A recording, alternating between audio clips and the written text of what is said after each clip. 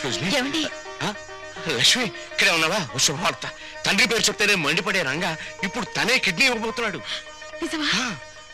నాకు చాలా ఆనందంగా ఉంది. నాకు చాలా ఆనందంగా ఉంది.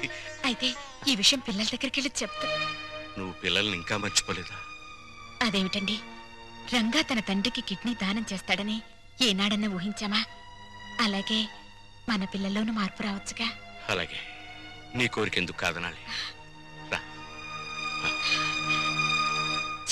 సిగ్గులేదు? ఇప్పుడు దాకా ఎక్కడ బలాదూరు తిరిగొచ్చావు? పో అవతలకి. రంగడొచ్చి ఇంటి మీద దౌర్జన్యం చేస్తే దిక్కు దివాణం లేదు. అసలు మగాడవేనా? అది కాదు, ఆ టైంలో నేను ఇంట్లో లేను. రాణి, అది కదా మాట. అయ్యో, ఇదిగో అసలు జరిగిన విషయం ఏంటో తెలుసా? నాకేం చెప్పదు. ఎందుకు ఆలోచిపడతావు? నేను ఇంట్లో లేను. కథ చెప్తున్నావా?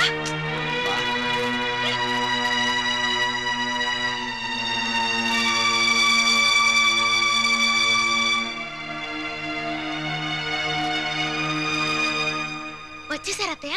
బాగున్నారా మావయ్య? నువ్వు బాగున్నావమ్మా? నేను బాగున్నాను. ఏమండి, ఎవరొచ్చారో చూడండి. అత్తయ్య మావయ్య వచ్చారు. గౌరవనీయులైన నాన్నగారు, ప్రియమైన అమ్మగారు, పర్మనెంట్ గానే వెళ్ళిపోతున్నామని పెద్ద పౌరుషంగా వెళ్ళిపోయారు. ఎక్కడికి వెళ్ళినా టెంపరీ స్వాగతమే లభించిందన్నమాట. ఏమన్నా అంటే ఆత్మాభిమానం. అన్ని చచ్చినా ఆత్మాభిమానం మాత్రం చావలేదు. అత్తయ్య,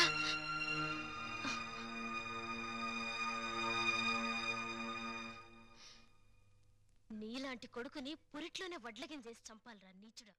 స్వామియే శరణం శరణమయ్యప్ప. ఓం స్వామియే శరణం శరణమయ్యప్ప. ఓం స్వామియే శరణం శరణమయ్యప్ప. ఓం స్వామియే శరణం శరణమయ్యప్ప. ఓం స్వామియే శరణం శరణమయ్యప్ప. ఓం స్వామియే శరణం శరణమయ్యప్ప. నమస్కారం, నమస్కారం. తమను చూస్తే ఏదో ఉన్నత కుటుంబం నుంచి వచ్చినట్టున్నారు. ఏమైనా కష్టాలా? మరి ఇంకే రండి, పంచుకుందాం.